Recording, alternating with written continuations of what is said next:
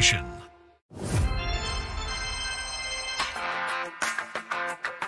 It's that time, Friar Faithful. Time to discuss everything going on with the Padres. We've gathered the entire 97.3 The Fan crew together to bring you the most in-depth discussion on the Friars in our weekly Padres Roundtable, presented by San Diego Roundtable Pizza. Alongside Stephen Woods, Craig Elston, Chris Ello, and Sam Levitt, here's your host, Annie Heilbrunn. Good morning, everybody, and welcome on into the Padres Roundtable, presented by San Diego Roundtable Pizza. Grab a chair, get comfy, lock in for 1 hour of commercial-free, uninterrupted Padres talk right here on 97.3 The Fan, San Diego's #1 sports station. I'm Annie Heilbrunn, joined by my illustrious colleagues today, which I'm going to introduce right now. Do you not think you're illustrious? Not even a little. Okay. I think you're not even a little. I think he's illustrious. Oh, by the way, it's an hour and 10-minute It's an roundtable. hour I just found and out. 5 So yeah, minutes. hour 10. What? Hour 5. And you Hour agreed five. to that? Hour Did they not 5. check in Hour with your 5. people? 11:05. 11:05. Yeah. So, and it's gonna be a little tricky those last few minutes there. I know Because you're that going to want to feeling. be jumping out of here. Yeah, I and was need just you to drowning stay. for like the last 20 minutes on my show. So I get it. I'm ready. All right, one half of Gwyn and Chris is here. Chris Ello, thanks for being here. Good to be here, and my representatives were alerted that the show would go a little long today, so I'm okay. It should be a little extra added bonus into your contract. That's I right. hope. My representatives read Lori Ello. That's Yeah. my representative. My Tony- union rep is not very happy about this at all. Yeah. Tony Gwynn Jr. in Colorado, getting ready for the final game of the 4-game set against the Rockies. The other half of Annie and Elston, Craig Elston, wearing his Jurickson Profar tee today. Yep, Mr. Relevant. Mr. Represent. Relevant. Yeah. Very good. Just got to love show the it. pride. My favorite player. We are fortunate to be joined by Sam Levitt. First time in studio for the Roundtable, Sam. Pre- and post-game show. There's Welcome. so much more for the One of station. us. What an honor. Are you at all nervous for this, or are you like, God, here I go? No, I'm not nervous. It's a cool setup. I feel a little out of place with the lights and the cameras. This is Showbiz, baby. Yeah, Come on, this Sam, is you're a TV showbiz. star. Showbiz, baby. Can we share And- can we share Sam's story before the show started? Oh, He about the He doesn't want pizza? to break his Oh, yeah, Passover, sure. But they have Roundtable Pizza here. Well, I haven't broken it And yet. he hasn't broken it yet, but he told Adam Klug, he goes, I'm probably going to break my Passover and have a piece of pizza, but don't worry, I'll resume after I eat the pizza. He'll go back into Passover. Go Right, back into It's Passover. just a little diversion. A little Yes. diversion. It's the thought that counts. You're only now, human. Now I haven't had the slice of pizza yet. There Right, are you haven't also broken. there's wings and salad there too, so I could maneuver a little But bit. Sam realized that this is commercial free just as the clock was ticking and the show Right, was starting. So if you see him get up and walk over and get a piece of pizza, I may do that. Just let him do it. It's okay. And, Let we've him got go. pregame at 11:10. Yeah, we don't judge you. you, I mean, talk about the extra 5 minutes. They got me to do this pregame Yeah. when pregame's at 11:10 today. All right. I mean, you're already ready then, right? Which I'm not You're ready to walk complaining. in. To be And then clear, I'm after not the game, complaining. I'm Sammy, just we're going to saying. have you stay a little late and work on our NFL draft coverage show tonight, Woodsy, which great is to be also joined by sponsored you by as Roundtable well. Pizza. And Ben Higgins in Las Vegas. Yeah, he golfing normally it up. moderates this thing. And I will see why as this hour goes on. Now, I'm trying to think of him waking up in a hotel suite with a tiger around him. Is it not that kind of trip? It's not that kind of trip for Okay. Benny. He's staying with a buddy of his that bought a house out in Vegas. Benny loves to golf, so he is. They're playing in like a member guest tournament. He was up early. He has gone through the entire course in his head. He's played it in his mind a bunch of times. He's very excited. I'm excited for him. That man works incredibly hard. He's incredibly valuable. Our show it's totally different without him there. You guys did a great job. But you will be phenomenal at this role. And great job by your wives Yeah. stepping in. Okay? Lunatics. doing the Lord's work there. So fun today. All right, I love it. Okay, let's start with looking back at the week that was. All right, overall thoughts since we last met for the roundtable. The Padres played 3 against the Toronto Blue Jays, lost that series, took 1 game there. They're in the midst of a 4-game set in Colorado. They've won 2 games, so they can either split or win the series. We're going to go deeper into everything today, but just your overarching thoughts on this last week of baseball. Chris Ello. Well, I think, 3-3 record, and I think it's been an uneven week because they haven't played clean baseball, at least consistently clean.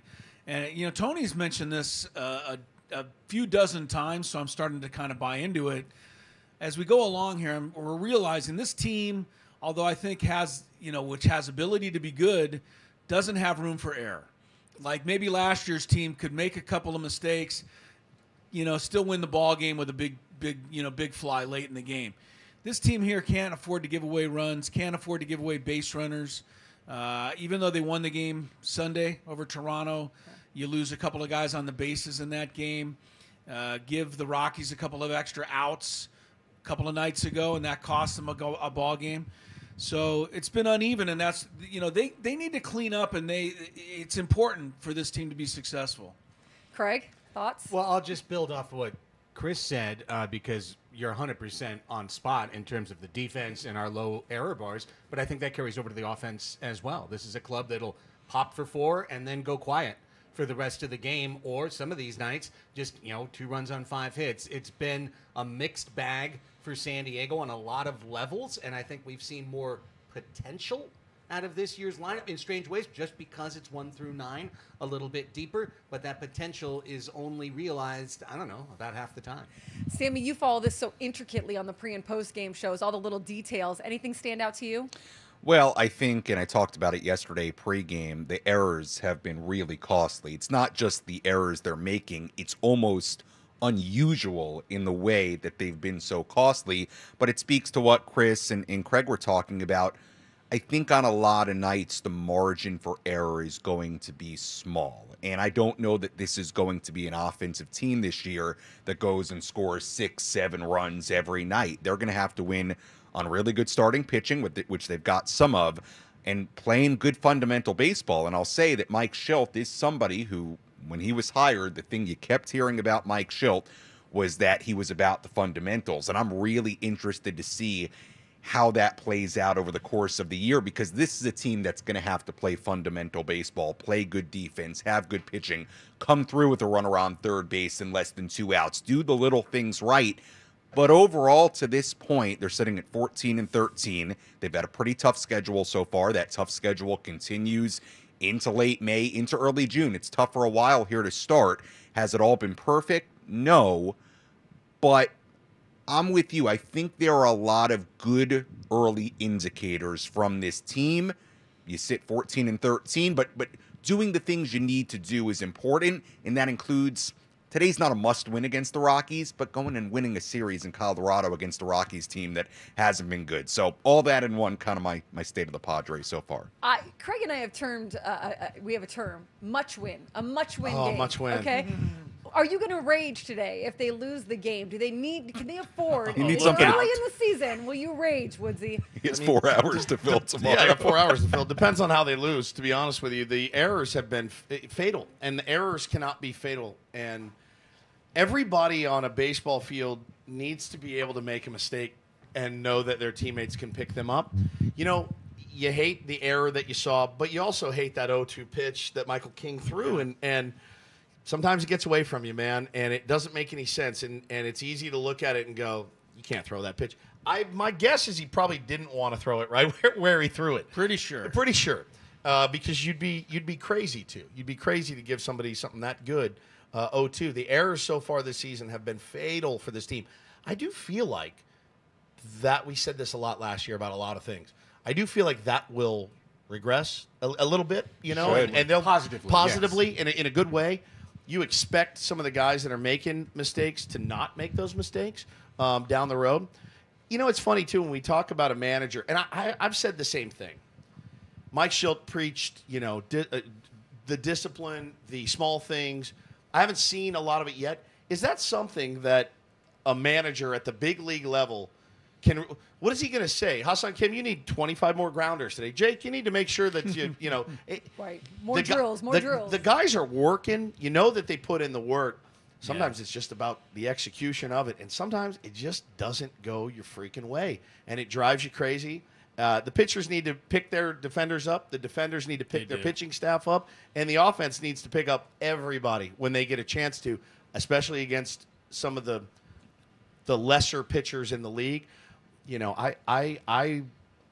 the worse a guy is, I'm like, oh, this guy's going to have a great day against this offense. It's been a little odd seeing that the last Going couple of 5 seasons. shutout innings against the Rockies bullpen in Denver is not easy to do. It's not easy to do. And And no they did it. home runs. Yeah, in no- this Padres yeah. team yet. No Yeah, bombs that's yet. Weird. Yeah. First time since 2013. Right. that. They've nugget. gone 3 games in a row in Colorado without hitting a home I run. don't care. Just win the game. Win the Yeah. game. A little 100%. stat here too from the UT. Coors Field is yielding the 4th fewest home runs per game of any major league ballpark Yep. this season. I know That's we because talked the about Rockies. too That's high. because the Rockies are hitting in it. Well, that's true. part of it. Those balls, They got a few homers this series. those balls look Yeah. dead. They look dead to me when we hit them. They You know, really there's been do. more complaints this year of Peter Fairbanks, who complains about a lot. Yeah, yeah. Yeah. The Tampa Bay closer who's injured, but he went off crazy when he blew a save there earlier this year about the feel of the baseballs. Yeah. That's where that Interesting. was. and I didn't he realize. he wasn't the only one. I mean, so maybe the humidor has been tweaked It's to new levels of disaster. Yeah. Oh, Wow. Fumble. Just humidity. Elo's dropping his water bottle. It's interesting Notice because Sam's mic flag. Jesse and Tony. Oh, my mic flag's up. Yeah, it's upside down. It's all right. did Just not keep say going. Is that a political Continue statement or on, something, yeah. Sammy? Are you in distress right now? Blink twice if you're Blink okay. twice if you need to get a piece of We're not pizza. going to start disconnecting the mic and everything. So if you're watching, sorry.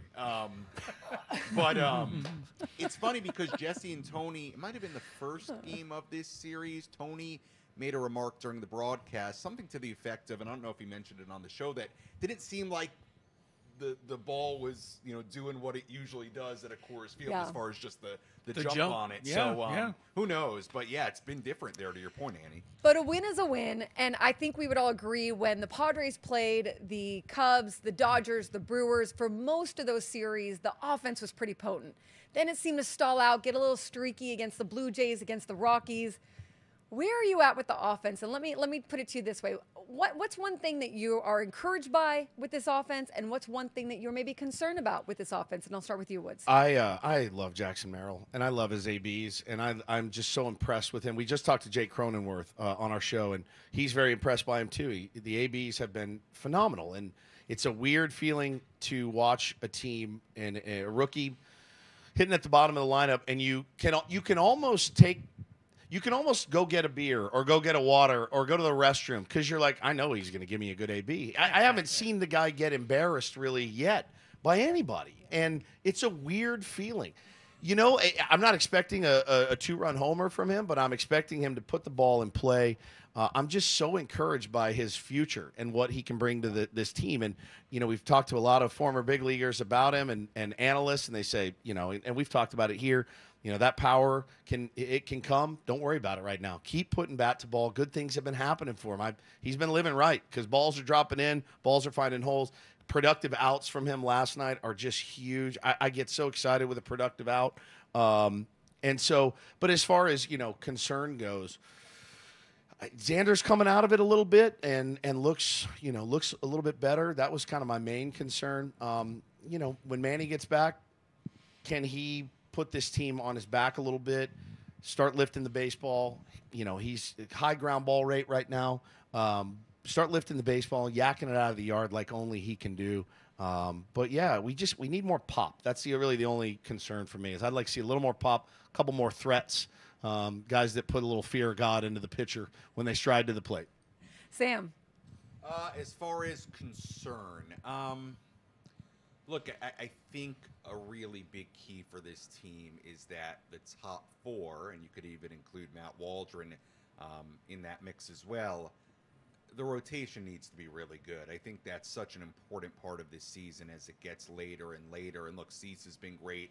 King has been great at times. It's been a little rough at times, up and down for Darvish and Musgrove, and obviously Darvish on the IL right now. But that's the consistency of that group. I'm not saying they have to pitch as well as they did last year, although last year it got them 82 wins, which is something I think we'll try to figure out forever. But, getting more consistency out of the top 4 in that rotation, I think will be really important moving forward. So I guess to put it in a concern lens, it's, what if you don't end up getting that from guys like Darvish and Musgrove? I think they will. I think I think all 4 of those guys are going to settle in. Obviously, Cease has been great, but to me, that's that's something that's got to happen, along with the offense, the bullpen, all of it. They need their starting pitching, those top 4 guys to kind of lead the way, I think. I'll build off Woodsy's point in terms of the offense, because it's a different offense this year. In fact, you and I just talked about this on yesterday's show, Annie, and on a couple of different shows. You can look at the numbers year to year, 23 to 24. This team is striking out about 2% less than they did before. They're walking about 1% less than they did before. Doesn't the strikeouts to you feel like they're K'ing less this year than last? That's what I'm saying. Like a lot. Like it feels more than that, doesn't it? Well, even a couple percents is hundreds of a couple hundred strikeouts at the end of the year. That's true. So, as a result, and third part, we took out of the lineup 3 guys who were complete all or nothing hitters in terms of Gary Sanchez, Trent Grisham, and Carpin Cruz at DH. And we replaced them with 3 contact hitters, right? Merrill, Camposano, for now, Wade, but all guys who put the ball in play. So, yes, we have less power. Yes, we have more contact than we've ever had. And how is that negatively impacting the offense? Ground ball double plays. 2 more yesterday, 28 now. I believe we're 1 off the big league lead for double plays. We're right there in terms of rate stat for the most double plays grounded into per game. And those are the silent killer right now of the Padres offense. It's something it's hard to fix. Hey, stop grounding into double plays, Chris. Yeah. I'd love to. But it's one of the things that's short-circuiting the offense. Yeah, and I don't know. The only way I can fix it is to start runners a little bit more often and try to stay out of that double play. But I think the offense has more length, right, this year than it had last year. And as Woodsy said, go get a sandwich. You actually could go get a sandwich last year from 6, 7, 8, and 9. Absolutely. You probably weren't going to miss anything. But now, when the bottom of the order comes up, you got just as much chance of a rally starting as you do if the top of the order's up. Maybe more. Maybe, right, the way they've been going. So that's my big exciting thing about what I've seen so far. My concern is that guys that are in the middle of this lineup right now, can they continue produce like major league teams need from their 4, 5, 6 hitters? I love Mr. Relevant. He knows I love him. But I don't know that he's a big league number 4 hitter right now, or ever. He's doing a great job. He's filling in. He's doing what he can. They got to get Manny back healthy. They got to, get the middle of the order, with some more bop and take a little of the pressure off Profar and Camposano and Kim. Because he's at the high end of production, Profar, yes, along with Merrill. Been, but I mean, honestly, we worry that Profar is a career this. Right now, he's this. So will he be able to stay this? I hope so. All right, love your thoughts. I worry about it. You're listening to the Padres Roundtable here on 97.3 The Fan, presented by San Diego Roundtable Pizza.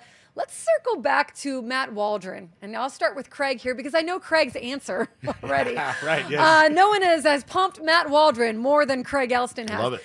Sometimes you get a knuckleballer and you're like, that's a novelty guy. He's not going to be able to last. And through the start of the season, and we saw it yesterday, 6 innings of 1-run ball in the thin Colorado air, he's been good. He's been a really formidable number 5 starter.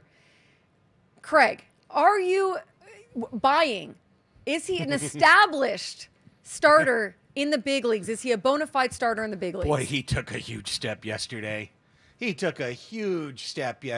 Because as the number 1 Waldron Cauldron backer in San Diego, I didn't want him to start in Colorado.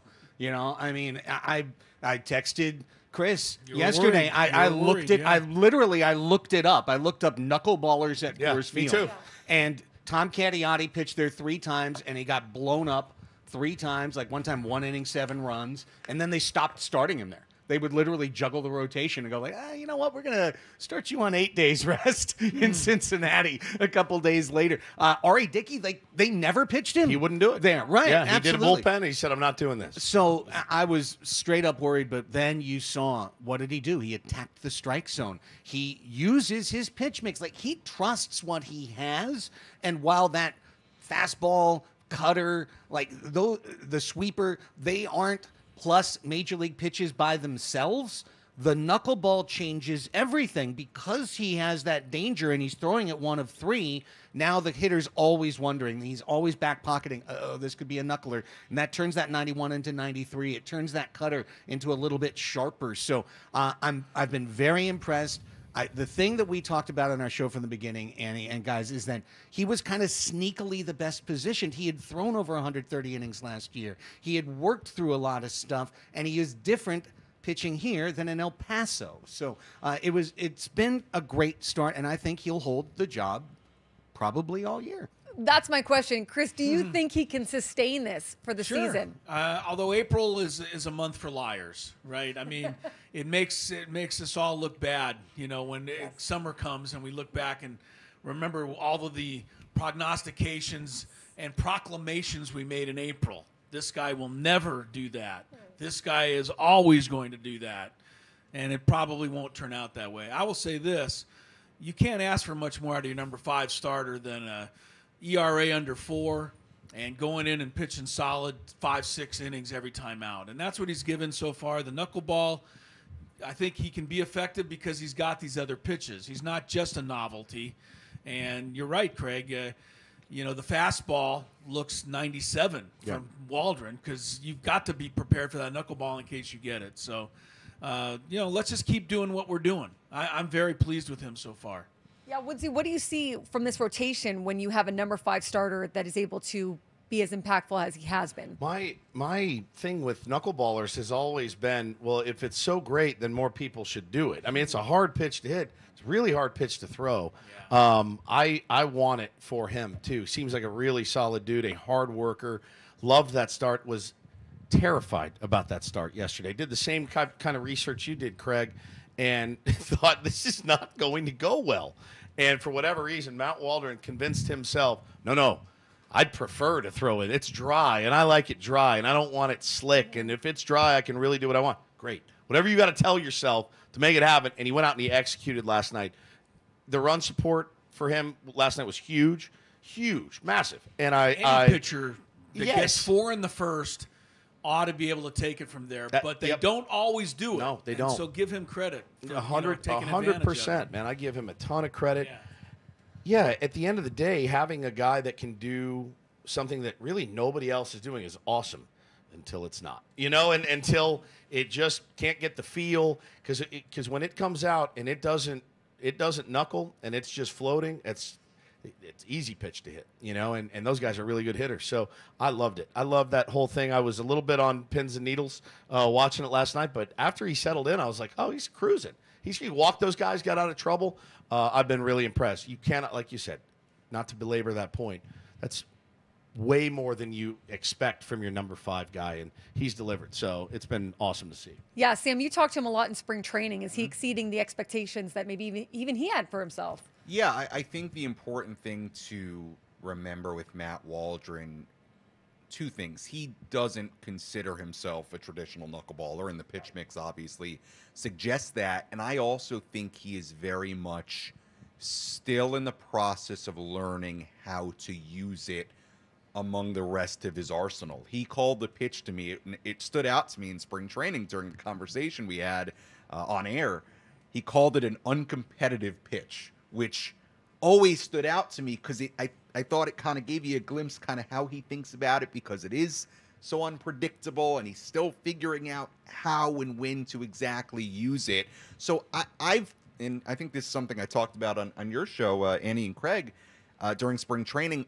I just feel like there's still a lot of untapped potential and unknown with Matt Waldron, because I still think he's in the process of figuring out who he is as a major league pitcher. But to everybody's point, look, he's your number 5 starter, and so far what you've got from him, if you can get that all year, great. And even the 2 outings that were so early runs, and if you look at those innings, they could have gone a little bit differently. Yeah. He was close to limiting damage, and then the other 3 have been really good, and obviously yesterday was terrific. So if he can keep doing what he's doing, doesn't have to be perfect. It might be a little up and down, but I think for a number 5 guy, he's provided what you hoped he would provide. And again, I think for him personally, I think he's still figuring things out, and he's made, 13 starts at the major league level.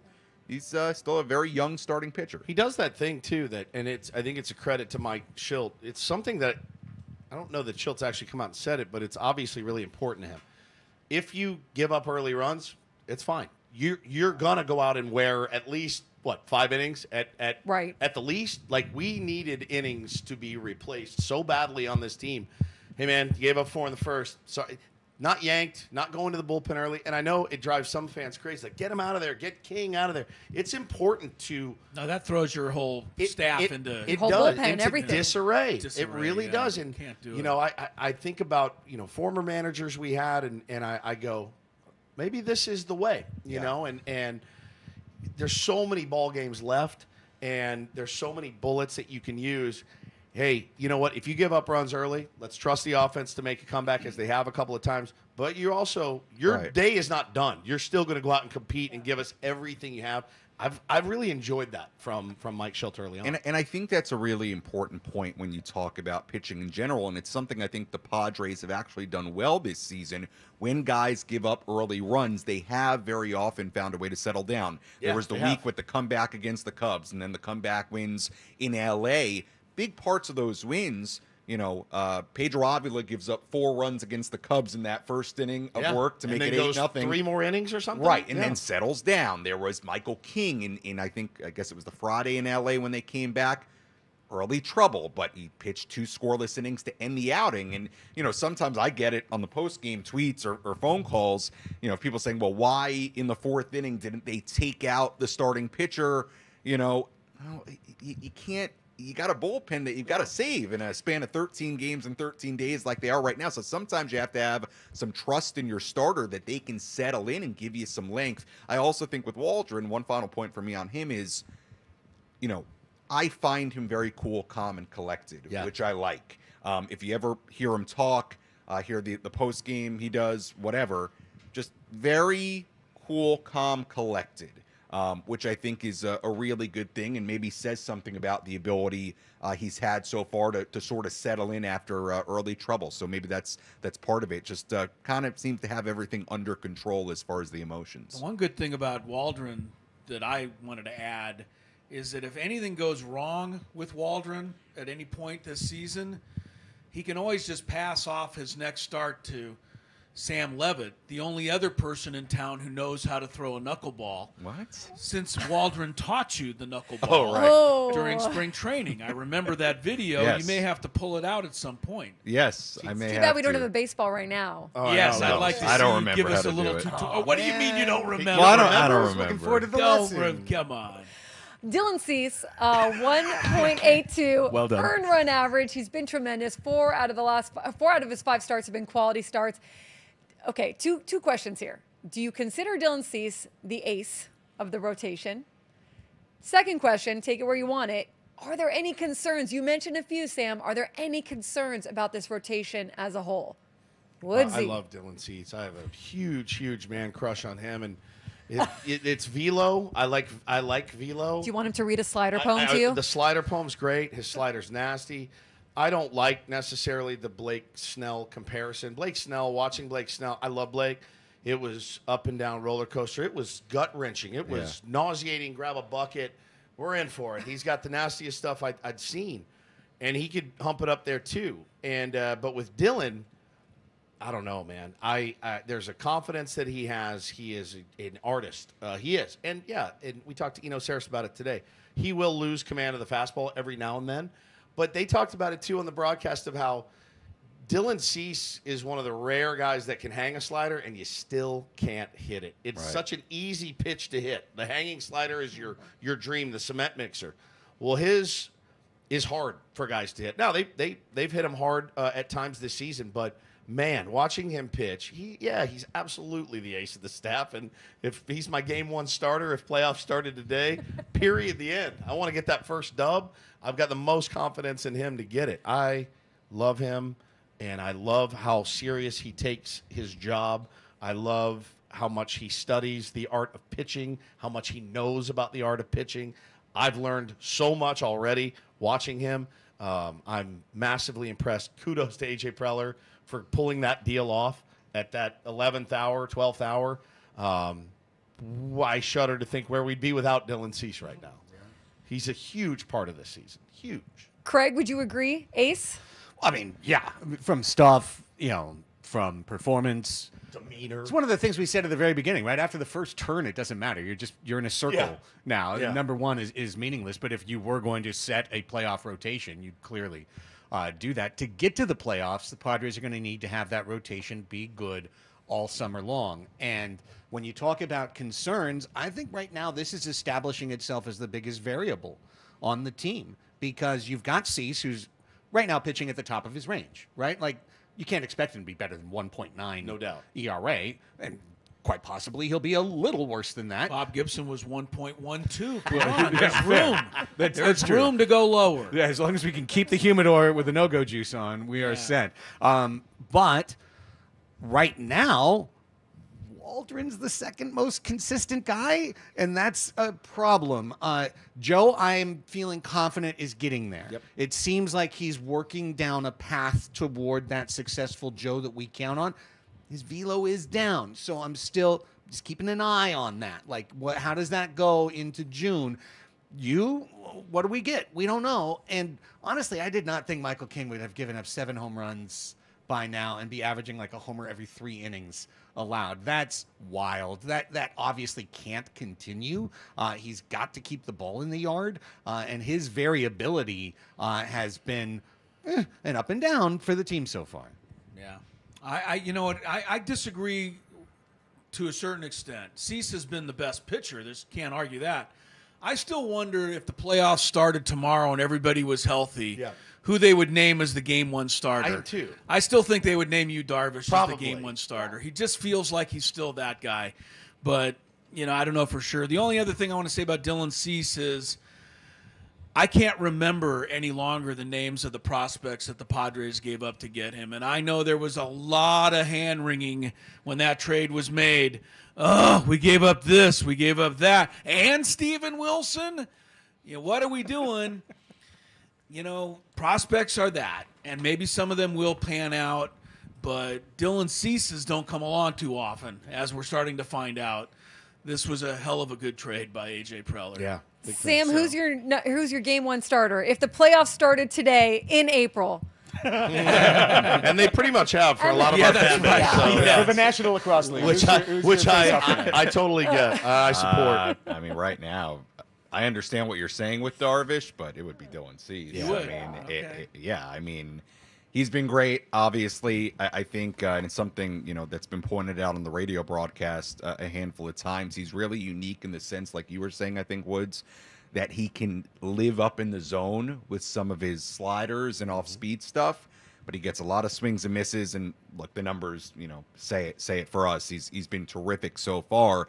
Look, I think this rotation has a lot of potential. Joe seems to be, I agree with you, getting into that kind of groove. And we saw it last year. It was a little bit different last year because he had the kettlebell incident, and then he had the feet in Mexico City. Yeah. We know it was very start and stop, but remember, he settled in for like 2 months there before the shoulder issue. He was great. So you're trying to get to that point again, and we know with Joe, once he sort of gets it going, seems to really roll, seems to maybe be getting there. Look, to your point, the variance on King, you can see why when the trade was made, everybody was like, oh, he's got the stuff, he's going to be really good because he can harness it at times. And look at what he did in Milwaukee. There have been a couple now where you can see it. If he can just get it consistent, oh, yeah, Michael King could be great in that starting role. And obviously, you Darvish, you need the consistency too. So right now, for me, it's Dylan Cease, clearly, as your number one in a playoff series right now in April.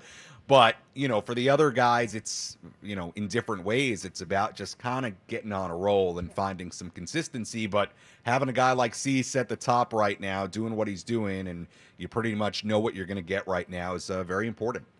You're listening to the Padres Roundtable. We're about halfway through the Roundtable here on 97.3 The Fan, presented by San Diego Roundtable Pizza. I'm going to switch it up a little bit. Let's go to 2 hot topics in baseball. One having to do with umpires, one having to do with fans. We'll start with the umpires. We saw Jerks and Profar get the hook. I thought the hook was a little quick. We talked about it on Annie and Elston, and I think there may have been a warning in between him throwing down the bat and throwing down the helmet. I still thought it was a little quick. Mike Schilt gets thrown out as well, right? And he was begging to be thrown out, right? Oh, yeah. But then you see Aaron Boone in New York get thrown out when a fan is heckling behind him. Aren't umpires supposed to be trying to keep guys in games, not throwing them out? Is this a bad look for an umpire situation that is already on the brink of, should there be robo-op? Should there not? What does this do for the umpire situation? Who wants to take it first? I see you. I'm a basketball referee. I was just going to say, our referee's apologist right now. I stick up for umpires probably more than most. I honestly, as soon as I saw Profar throw the bat and then the helmet, I thought he was going to get run. Okay. You can't show up an umpire like that. But I thought that was one of my favorite things that's happened so far this season because of the way Mike Schilt came out and said, well, if you're going to run him, then you're going to have to run me. And that to me is what I want in my manager. Somebody sticking up for the players. And even though managers can say, I got my players' backs, when you show it like that, that goes a long way. So I thought that was a big moment early in the season. And I'm gonna believe it or not, I'm gonna defend the umpire in New York too on Aaron Boone. Aaron Boone has made this bed. He has been. His brother said it on our show yesterday. He has been ripping umpires left and right for 3, 4, 5, 6 years now. You're saying he had it coming. I don't think he would deserved it in this instant, but I can understand an umpire having his antenna up because he knows he's doing an Aaron Boone game. And the umpire in this case looks like a fool because he threw him out for no reason. But I don't think this happens if Aaron Boone's reputation doesn't precede himself. His brother Brett was on our show yesterday, and Brett said, all right, so I asked him, have you talked to Aaron since the incident? He goes, no. He goes, if I texted Aaron after every time he got thrown out of a game, he goes, it was their dad and their mom, and it was Brett, and they were all going to a doctor's appointment. It's the only way they can get him to go to a doctor appointment now. And they got out of the car, and Boone's mom goes, your brother just got thrown out of the game. And he's like, well, what else is new? And she's like, this one wasn't his fault. And he goes, I've talked to Aaron over the years about like, hey, we get it. You love your players. You stick up for your players.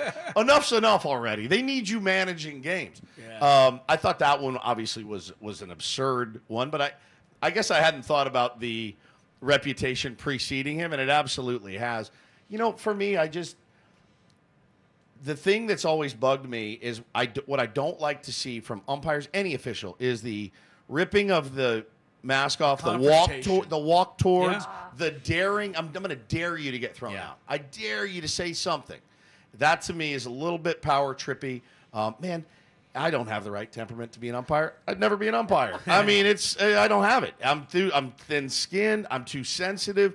I get too fired up. There's no way I'd be a good umpire.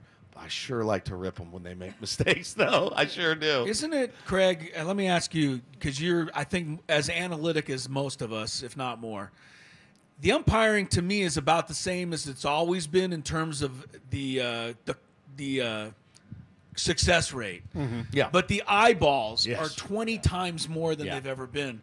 So now if there's a close play at second base, it gets tweeted out all over the country for 6 days. Whereas in the day, Davey Lopes got thrown out on a bad call. He picked his helmet up and went to the dugout, and the game moved on. Yeah, well, I'll actually say I think umpires are better than they've ever been in 2024 because they are subject to that scrutiny in games when I was. Man, I've remembered this my whole life. Remember Doug Harvey? Doug Harvey. Sure. They called him God. Right? Like he was like the king. He was. King bleep umpire. San Diego guy, by the way. In the National League, and that's back when they did National American League umpires. I remember when I was a kid growing up, there was one fall. Dodgers were out of it. It was the last game of the year. They were hosting the Houston Astros, and Doug Harvey came out and said, today the strike zone is 3 feet wide. And I mean, the game went an hour and a half, and he called 55 pitches outside the zone that day. And it was like, it's cool. It's Doug Harvey. He's God. For all of my life growing up, the strike zone was whatever the ump said it was. Yeah. It used to be a thing like, oh, well, this ump is the low and outside ump, right? He likes it up. He likes it down. That's the thing. There's no box anymore. The Eric Gregg games were in 1997. Right. That's not that long ago. Right. When he was given Levon Hernandez the entire other feet. batter's box. Yeah, Right. feet. And he would be out of the league for that. That's right. Now, So that's my question to you, though. Yeah. Would he? I think he would. So because of the umpire scorecards, because of the way that they I don't get think he reviewed could every up day. like that anymore. I agree Yeah. with Craig. What? But what about the union and all that? Yeah, right? so Angel still has a gig, and I know Angel gets calls, right? He absolutely does. I think for me, the Angel Hernandez of the world, those guys are the ones that are spoiling for a fight, and that takes away from the enjoyment of the game for me. With Right. the hat, the mascot. What'd you say? Did you say something? Yeah. That's what I thought you said. That to me is like, come on, man, nobody paid to see you out here. I think from a balls and strikes perspective, I have little problem. I think it's a really hard job, and I think Yes. none of us And who getting watch harder. it and tweet about it from the outside understand how difficult that is. So that doesn't really bother me, and I agree with, I think, Craig, what you said. I think umpires are better today with that because of the eyeballs on it and the scrutiny on it than they've ever been. And I don't mind the human element of the game. I really don't. Honestly, if you gave me a choice between replay and no replay, I might say no replay Give me just shivers. because. No way. Oh, Sammy. Well, but hey, it creates storylines. It when does. Things are run. Look what I we're get talking about. sometimes it's terrible. The Galarraga perfect game that gets blown. But the point being, I don't mind the actual umpiring. The only thing that drives me a little crazy, and look, it was entertaining the other day with Boone. I was kind of harsh on Twitter about the Boone situation because I just thought it was ridiculous. Sammy, you've never It was- been harsh on Twitter. Well, I I made one reply that was harsher than usual. It was a quote tweet. Yeah, quote tweet. Yeah, it I was a like the reply, human element, actually. too. I like the human element, but just to the Profar thing, this is the only thing that I just, and in baseball, it's not like the NBA or the NFL where if you say something or you do something, you get an initial, well, you can get an initial You get warning. teed up. But not formally, not a technical foul. Sure. A double technical, you're out. But a technical foul, you're not out. The NFL, you get a flag thrown. You're not automatically disqualified from the game. I thought, for example, on the Profar thing, you're right. Once he throws the bat and the helmet down, you are officially living on the edge. And part of that's on Jerkson. But I don't like when there's that aggressiveness from the umpire. And we saw it the other day with Boone, like when he looks in the dugout and says, I don't care who I hear said one it." more. I don't care who said it. I hear one more thing. You're out of here. Well, he was in trouble. He'd already thrown him out. Now he was Right. He was Now he dug in. backpedaling at this point. Yeah, he dug He in. had messed up. I wish but they he couldn't unthrow him out. Right. Correct. I wish we either that umpires were maybe a little bit more liberal on or gave players more room, okay, and sometimes they do, or we had something before the ejection because A flag. when a guy gets thrown out, okay, God, that'd be great. if a Manny Red card, Machado, Craig. if- Red card. you know, A yellow card. something, Yellow card. something- Throw it out there. Right. If a Yeah. Manny Machado, let's say, my gets God, thrown give out the in the yellow first card. It inning, sucks. and that's the only game that your 10-year-old goes to see all year, that stinks. Yeah, yeah, that's Like, true. to me, Yeah, I absolutely. wish there was gotta write it all something, down. Yeah. a formal penalty Yeah. that could come before an ejection. And Yeah. in baseball, we don't have. Yellow card. Give the umpires yellow cards. love Give it. the umpires yellow cards. I'm I not- I'd want love this. to I'm not see mad at the it. side eye that Manny gives one of those umpires. But in fairness, I love what you're saying because you're right. People come to see these players, and when they're thrown out in the first Yeah. inning. Okay, my second hot topic thing that we'll run through here, and you guys have all probably talked about it on your shows. The fans and Cameron Maben, old friend Cameron Maben, who got on the lovely Twitter and said, you know what? There is a difference between San Diego and New York. I played in both places. New York fans hold their players more accountable. They're meaner. San Diego fans, they're a little bit too nice. Now, Cameron Maben, for perspective, never played in a packed Petco Park night after night. He played in front of 10,000 people on a Monday night. The team was usually out of it by the All-Star break. It was not a team with playoff expectations.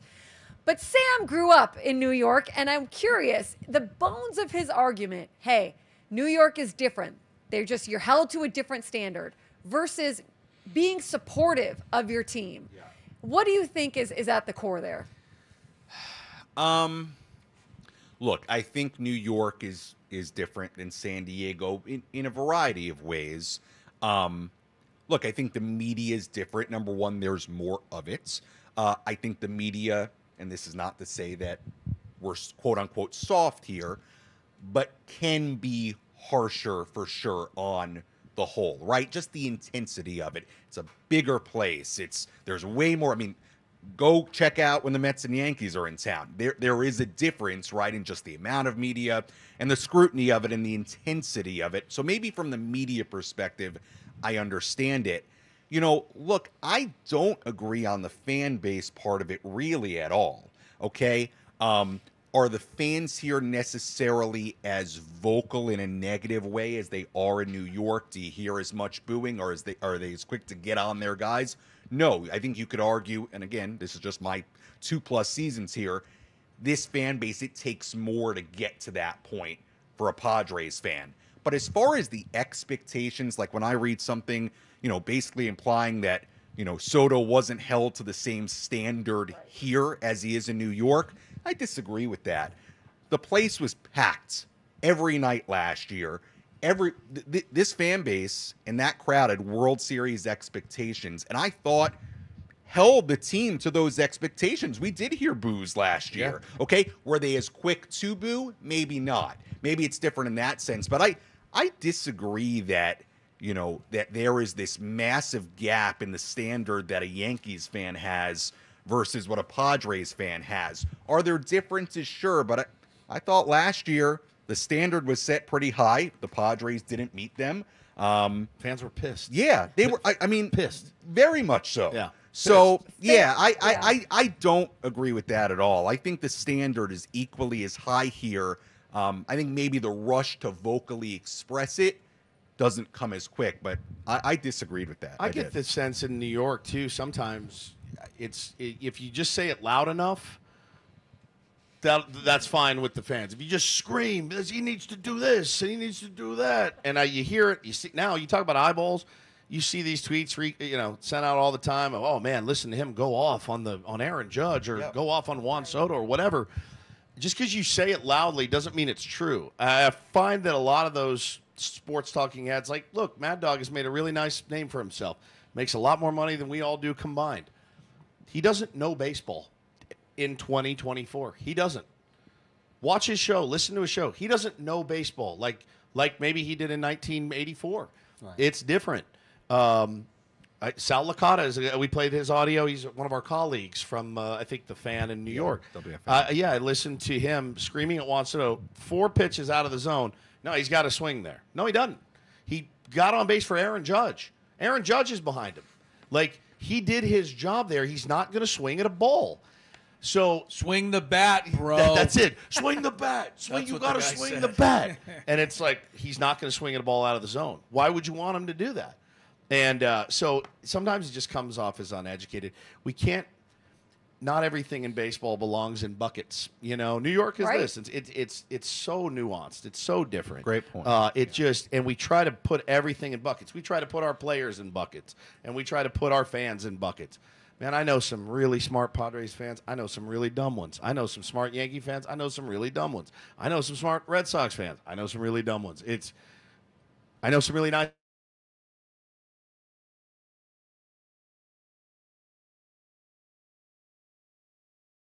I do that in baseball. Short and simple, the Padres fans are filling their ballpark to the highest capacity by percentage of any team, including New York Yankees, including New York Mets. And point 2, in 2023, this team failed to meet the pressure of the situation. Correct. Which was 3.5 million fans or 3+ million fans in the stands looking up on a Tuesday and seeing 39,000 people in the house and going, uh-oh, we're losing 2-0 to Cincinnati, or whatever. Again, right. The Pittsburgh minor leaguers shutting us out again. And those guys caved under that pressure, and they performed when the pressure went off, when the fans stopped coming for the last 2 homestands because they knew the season was over. Right. So don't give me that pressure is so much better and it makes you so much better in New York, but here in San Diego, it's just Charmin soft. Give me a break. We proved it last year. Why don't the Jets win? ever. Right. They're in New York. They're Why don't held they up to a win? higher standard. Ever. Why don't Hello? the Giants win? How about the Yeah. Knicks? Ever. For The Knicks are 25 years, finally yeah. making a run. I would just like Cameron the Mets Maben, for the most I would part, just too. like Cameron Maben to come to San Diego and be introduced before a game at Petco Park. And let's play his comments so that everybody's aware of them. I think and it's- we'll find out whether or not we hold our people to a higher standard. I think it was just ignorance. Don't 'Cause I you? took on it his really- part? I San took it- Diego. He loves San Diego. He's not a bad dude. I He's a don't good- think he meant whatever Right, he he didn't meant mean by it. It harm. didn't come off, but Right. I took it personally. Right. Oh, I took as it it's a personally. little bit of a badge of honor. Like you have to be a fan in New York to be legit. Yeah, that sucks. That's just I Yeah, don't it's think not that's true. accurate. It's not true. I We think can boo just as loudly as everybody, and we hated when Juan Soto walked all the time just all as of us us. as the guy in New York's hating it right now. I think Craig. I think you made a good point in the. What about mine, Sam? Well, Not really and you're that no, great. you're. so Average. I thought it was good.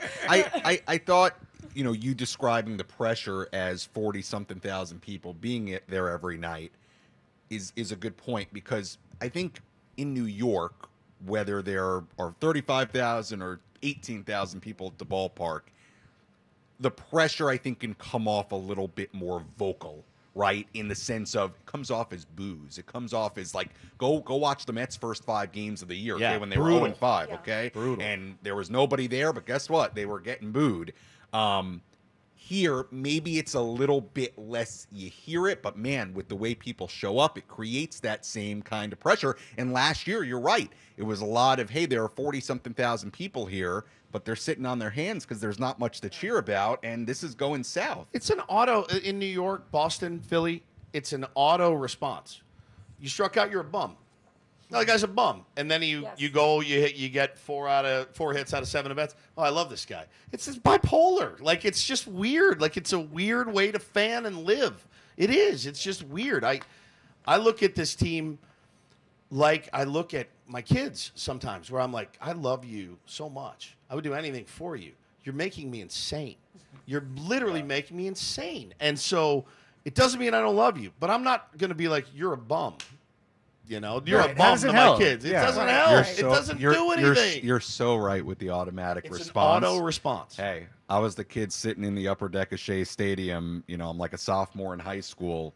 I would be yelling. Yeah, Just throwing sunflower constantly. seeds. Yelling at Yeah. Rico Bronya. No, that's a little bit Before, before. of course. my time. Who It was was- more like, who was I yelling at? you Like pick Jason Bay. Jason Bay. But we yelled You're a bum. But we yelled at him You too suck. in San Diego. But then you see him maybe walking on the street. You're like, hey, Yeah, how's it it going? always- So you're right. It's like an auto response, and I've been involved in it too. But yeah, it's not my finest moments. All right, we're making our way through the Padres Roundtable, presented by San Diego Roundtable Pizza. I appreciate you guys taking part in those hot topics. Let's get back to the Padres for a second over here. Oh, bums. They're all bums. Every one of them. You're all bums. Walk less and Maybe what more. you need to do is give a lesson in fanning. They called No, the don't joke. want That's a to. joke. I No, can't. but That's a joke, guys. just for That's a one joke. last reference, the Brooklyn Dodgers nickname was The Bums. The Bums. The bums. Can I- That's They it. were the Bums. I had a the whole franchise. I had a Mets fan friend text me, who I guess is watching, text me and say, I boo before I sit down. That's right. It's a prerequisite. Philly's It's the same obligatory. way, man, and they take pride in it, and that's fine. It's Yeah. their shit. I'm not telling you. I'm not telling. I said shtick. I just got said nervous shtick. here I for a said second. shtick. Yeah, that's what I was said. like, I where's know. that I'm sure you did. The condition to be that way. It's just a weird way to live for me. Adam's It's coming just a running down the weird hall. way to live. Automatically pissed off before the game starts. I've definitely been guilty of it myself too. And hey, I've been known to scream at the TV, and call names and stuff, but never really at the game. It doesn't really help. All right, I have 2 questions left, and we're gonna keep an eye on the clock here. Get through this next one in the next 7-8 minutes. Manny Machado, we are giving him his best. He and Yainay, as they receive their first child into the world here, either already have or shortly will be doing that. So we wish them the best. Manny Machado, not in Colorado this week. When he comes back from his arm injury and he's able to play third base, when he's able to get out there defensively, we've heard, right? He's not going to be out there every day. It's going to be Manny maybe playing third base one day, DH in the next day, 2 days at third, coming back, maybe having a DH day. There's an interesting bench happening here with the Padres. There's Donovan Solano mysteriously somewhere in this system. Somewhere, right? yes, in the ether. What should the Padres do with that DH spot once Manny is back to playing third base? Boy, first of all, I just want to say I'm excited and really looking forward to when he plays third base because Me that's too. something I miss at the ballpark So much. It's just watching any ground ball in his area because that is about as much fun as I have watching Padres baseball. Yep. And we talked about their fielding issues earlier in the program. He's a pretty good third baseman who ought to make things a little better Very good. overall. Yep. So let's just say that. I don't have a good answer for DH right now. I mean, I really don't. I mean, right now it's I guess it's a platoon of Tyler Wade and Eggy Rosario. I don't see anything different unless something changes. Unless they really believe, what's Donovan Solano, 36 years old? He's 36 years old. You know, I mean, he was Donnie Barrels, Very baby. good. well. Look, he won the Silver Slugger in the COVID season of 2020. Yep. But I mean, since then he hasn't really hit much. I'm not ready to give him everyday DH. So I would honestly just at this point, until something changes, go Wade and Eggy. Craig? I would sign Brandon Belt. Yes, I know. I was leaving that for you. I mean, I was leaving the that for price you. has gone down. It is the end of April. The man is unemployed. It's Wants not, to play. It's not going to be an $8 million contract. All of these deals are like $3 million with incentives, and I disagree slightly on Solano. I mean, he's hit 280 or better every year. Okay. Like last year, he had a 381 on base against righties. So I've got some excitement about. But like, if you just tell me, well, Donovan Solano's our everyday DH the rest of the year. How much better would this team be? How much would it be a little more consistent with one more dangerous left-handed bat? We want a little more pop, Little more on the pop. lineup. Wouldn't it be a little more pop? And Brandon Belt isn't Gary Sanchez. He's not going to hit 170 with homers or Grisham. He hits a little bit. He commands the zone. So sign Brandon Belt. Do you have any reservation about? I know you want to sign him, but is there any part of you that wants to hang on to whatever money they have left over in case they need it at the trade deadline? And they've come up with another hole somewhere that'll need to be filled. I do, but my counter is I think the price is now below the spot where Brandon Belt handicaps you. Yeah, I mean, just looking at every other signing that's happened in baseball right now, he's out there. He's withering on a vine. Like, he needs to play. So, like, even now, if you signed him, it would be 3 weeks before you saw him, just like Donovan Solano. So that's why I'd say get him in, get him into AAA, get him to the Arizona complex, get him going. And then, my gosh, this summer we could really be 1 through 9. Sam is the DH answer on this team. I mean, look, He knows all these guys yeah, I really mean, I think well. we're all going to have the same answer here. I mean, unless you go make a move, I mean, it's Rosario and Wade, right? I mean, look, I guess if it would be a way to give Graham Pauley consistent at-bats every day, I think that's an unfair ask of him to be a DH, and that's the way you're going to get him his playing time. But that's another question. What's happening with Graham Pauley, and is he better Well- off up here at the major league level not playing every day versus being in the minors and playing every day? It's interesting because I really thought coming out of spring, in the case of Paulie, because it looked like Merrill for a while was going to be the center fielder. In the case of Paulie, that if he was here, he would play almost every day and get those consistent at-bats. I felt like that's what we continued to hear, really, from Mike Schilt as he was asked about it during spring training. Hasn't been that way. And, I think Graham's been put in a pretty tough spot so far. Makes the team out of spring training. He's not playing regularly at all. This is somebody who, like Jackson, who's done a great job, who has very limited experience at the upper levels of the minor leagues. So I think for him, if he is not some way, somehow going to get those at-bats in the major leagues, he's got to be at a place where he can get ABs regularly. And that's nothing against him. It's nothing against him. I think the Padres believe he's going to be a big part of their future one way or the other, but he needs at bats. So, look, unless you're going to do that for the DH spot, look, Rosario and Wade have both been productive at times. So, Right now, I mean, yeah, we're not breaking any news here. I mean, those are your two guys. Maybe Paulie gets in there if he's still on the roster, when Manny's playing third base. But unless you're going to sign somebody, the answers seem pretty clear. Graham is so young, and obviously that home run notwithstanding, he's looked a little bit overmatched. He doesn't get the label of 4A player right now, not even close. He hasn't had near enough ABs. Brett Sullivan on he got 5 hits a day for about 3 weeks, and he came up. He looked overmatched. It's a different league. It's a different league entirely. I'm going to stop lobbying for Graham Paulie in the lineup because he hasn't looked ready, and that's got to be the hardest part of being a general manager and a manager. Look at Jackson Holiday, what he's going through. Kid's never struggled at any level his entire life. Batted 700 as a senior in high school, which was just a couple years ago. And comes up to the big leagues and is getting just his lunch eaten every single day. And I feel for him. But he's learning from it. He's going to be fine. Graham Paulie, I think, is going to be fine. He's a good hitter. You need to play baseball you need to hit. And so if you're not going to use him, send him down. As far as other bats, potentially, I love the belt idea. I have loved the belt idea. Are we banging our heads against the wall? Is there somebody else out there that we haven't thought about? Because I hadn't thought about Donovan Solano. What did Pham sign for? What was the number? $3 million. $3 million. Man. Yeah. Telling $3 you. million with $1.5 million in incentives. Yeah. Let's pause for station identification before we get to our final question. Good of the job, roundtable. Annie. Very good.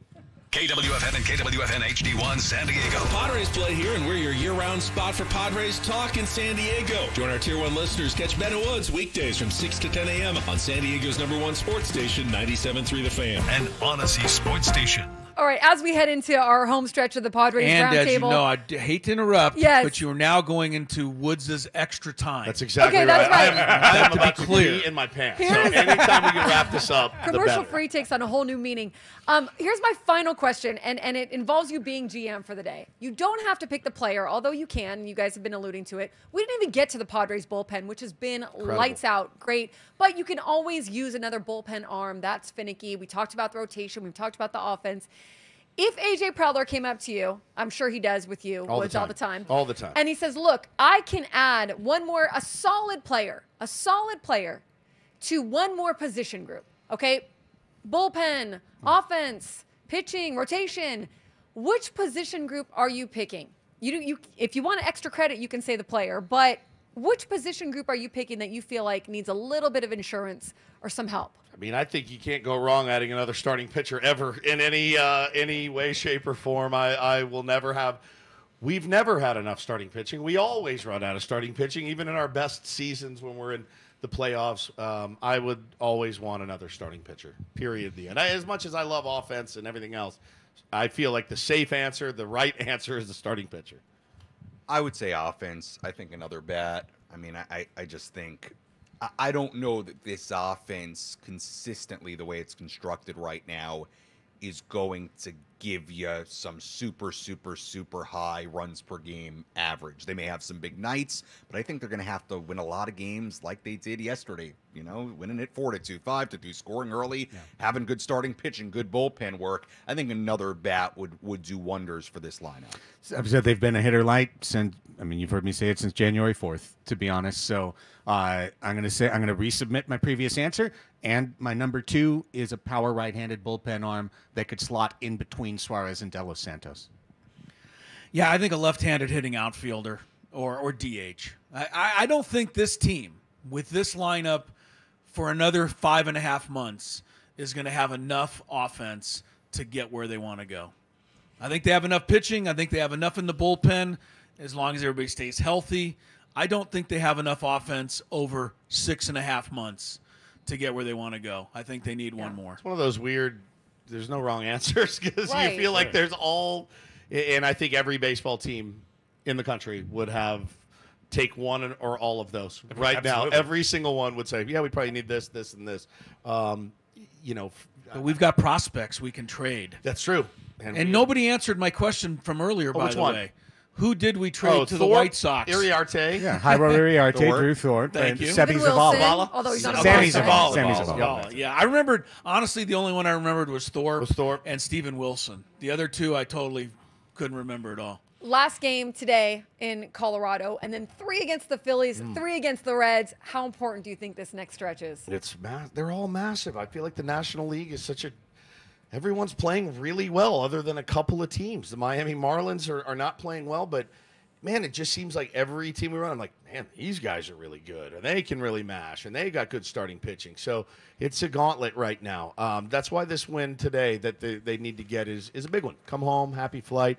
Going to be a tough series against the Phillies. I'm looking forward to seeing maybe a potential Robert Suarez and Bryce Harper rematch at some point this weekend, and let's come out on top of that one. Hey, get this win today. There's 3 more games at home against the Rockies in a couple weeks. Get those games, and I'll take 500 the rest of the way to Memorial Day. Yep. You looking forward to the Phillies, Reds? I love to see a lot of red. We're going to be seeing red for the next 6 days, but today is, what do you call them on your show? Much win. Much win. I like that because it's not a must win, although people think today is that. And if they lose, my goodness, and only go 2-2 against the Rockies, season's over. World's over. It's not over if they come right back and sweep the Phillies. Right. So Sammy? I think it's a much win. 10 I like seconds, that. final thoughts. Agreed. Very important game today. If they don't win it, not the end of the world, but you'd like a win in a series win in Colorado. All right, well, we appreciate everyone joining us for the Padres Roundtable presented by San Diego Roundtable Pizza. Thank you for being with us. We're always grateful for you.